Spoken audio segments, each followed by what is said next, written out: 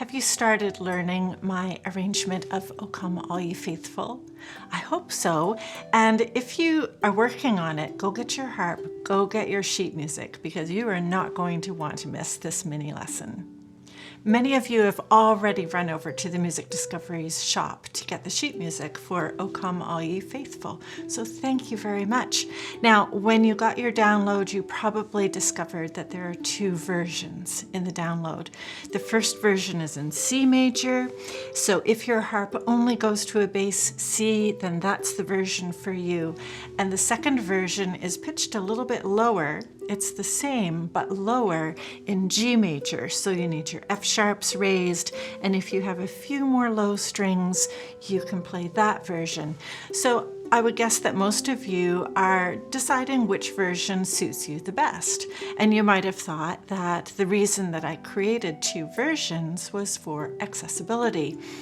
In fact, I was thinking ahead and thinking that there's an opportunity for you to learn something new, and that's what we're doing in this mini lesson. I thought, wouldn't it be fun to actually learn both versions and learn how to modulate from the key of C major into the key of G major by raising your levers and making a smooth transition, which is going to make a longer and fancier arrangement that you can use to impress your family and friends this Christmas. Sound good? So that's what we're doing in the mini lesson today. Get your harp, get your sheet music, and let's learn how to modulate.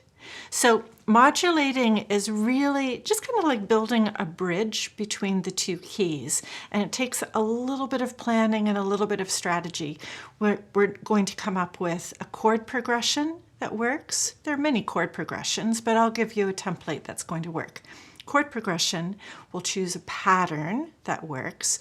We'll figure out when and which levers need to be changed, and we'll figure out exactly where to put this modulation transition, okay? Again, there are lots of ways that you could do this, but this will be one that works, and you can explore other ideas later if you want to. So we'll start with the chord progression, and I'm going to choose a series of 8 chords, and it doesn't have to be 8. That's just going to sound nice because music tends to like to be in nice tidy groups of 4s. So we'll have 8 chords in our chord progression, and since the first version is in C major, it's going to make sense for the first chord to be C. Okay, now let's get your harp so you can do this with me. And I'm looking for a nice simple pattern. Because the left hand is going to get busy with changing levers, I don't want the left hand to be too fancy. So let's come to a middle C and let the left hand do a middle C and G, or a 1-5 pattern, an interval of a fifth, okay? Sounds like that. By the way, make sure that your F levers are down right now because we're in C. And in the right hand, I'm just going to choose a really simple C, D, E, just a simple stepping up pattern. So it sounds like that, easy, right? That's going to be our pattern that we use for the entire chord progression. Come do that with me again. So left hand interval of a fifth, right hand stepping up. You might recognize that as a 1, 5, 8, 9, 10 that the left hand often plays. But again, we're going to share it between the hands, so later the left hand will have more time to change levers. Now after that C chord, the C chord can go anywhere, but it tends to like to go to a 4 chord next. So if I count from C, C, D, E, F, the 4th note in my C scale is F. Let's go to an F chord next. So that's going to be F, C in the left hand, still an interval of a fifth, and F, G, A in the right, another stepping up pattern. Right, sound nice? By the way, we're in 4/4 time in this piece, so we want to make sure that our pattern is also 4 beats per measure. Let's go back to that C chord and check our rhythm. So it's 1 and 2 and 3, 4. 1 and 2 and 3, 4. Then we go down to F, 1 and 2 and 3, 4. It will sound really nice to go to a 2 chord next. Hey, by the way, if you're interested in chords, you could go check out Chord Town up here to learn how chords like to work. Let's go to a D chord next. So D, A in the left hand, D, E, F, and by the way, it's F natural in the right. It sounds like this. Now that's a D minor sound. When your F is down like that, we're creating a D minor, which is normal for in the key of C major. Beautiful. That D chord or the 2 chord loves to go to a 5, which is G. So we have our first 4 chords in the chord progression. Let's practice them again. Ready? From C, 1 and 2 and 3, 4. 1 and 2 and 3 down to F. 1 and 2 and 3 down to D. 1 and 2 and 3 up to G. 1 and 2 and 3. Good. Now that G chord is pulling us back home to a C, so that's going to be our next chord is C. But before we keep going, we need to talk about where we are going. Where is the destination and how are we going to get there? We need to get the ear to lead us to G major. So you might be thinking that our last chord will be a G chord. No, the last chord needs to be a chord that pulls us strongly to G, like a magnet. And so that's going to be a dominant chord. In the key of G, the dominant chord or the 5 chord, 1, 2, 3, 4, 5, is a D chord. D major, it's got to be D major. And here's why. When I play D, F, A, remember earlier, D, F, A, F natural, A, was a D minor? Well, guess what? In the key of G, the Fs are raised.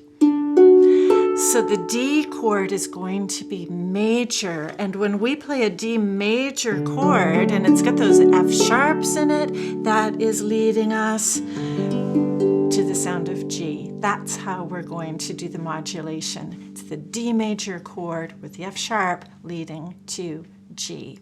So our last chord is going to be a D chord, and you know what, it's so important and it's such a strong pull. Let's do it twice. So we'll have 2 D chords there.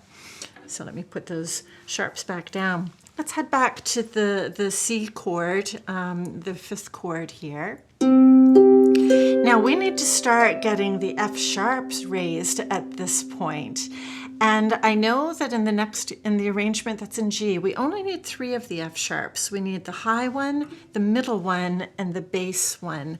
So after our C chord, raise the high F. It would sound really nice to go to an A minor chord next. Let's go to A and raise the middle F. Now we go to that D major chord, raise the bass F, that's all 3 of them, and then we need 1 more D chord, and personally I would add a rolled chord for that one. Now I took my D triad and I moved it into the first inversion, which just means that I rearranged my notes. The D, F sharp, A is rearranged to F, A, and D. And I think that's a great idea because it puts the D on top. That's even stronger sounding.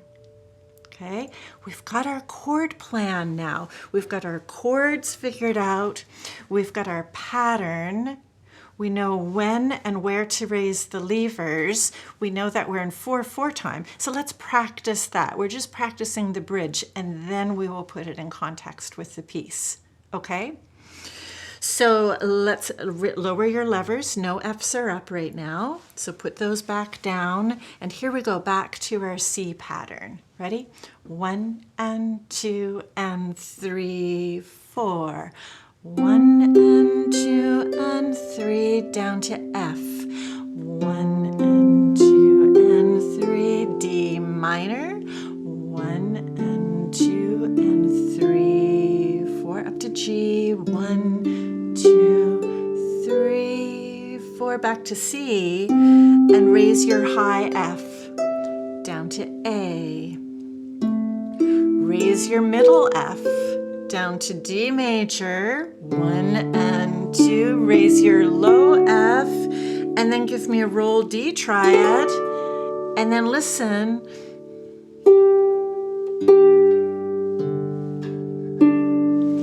And that modulates beautifully into the key of G for our second version of O Come All Ye Faithful. Now, I'm going to play, I'll show you where exactly I'm going to add the modulation. So I'm going to go back to my C major version, and I'm going to start playing, let's see here, at the pickup to measure 21, and I'll show you where I'm going to add the chord progression. Are you ready? You can play along with me if you want to, or you can just listen and follow along. So here's the pickup to measure 21.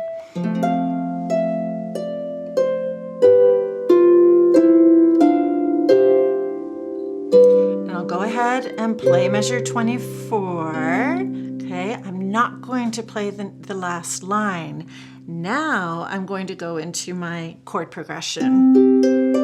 Down to F, then D, and G, C again, raise the high, raise the middle, raise the bass, roll triad, and then I flip the page to the next version. I could go ahead and play that introduction. That would be great. That sounds good. Or if you prefer, you could go straight into the tune, which is the pickup to measure 5. And that would be great too. I actually prefer that one. And that's how you're going to integrate the chord progression modulation from the C major version to the G major version. So that's really fancy. I hope you like that idea. I hope that sounds fun to you, and I hope you give it a try. In fact, why don't you go down in the comments right now? Let me know which version you're playing. Are you doing C major? Are you doing G major, or are you going to do both with the modulation? I'd love to know how you're making out with this. So thank you so much for watching, and I'll see you in the next mini lesson.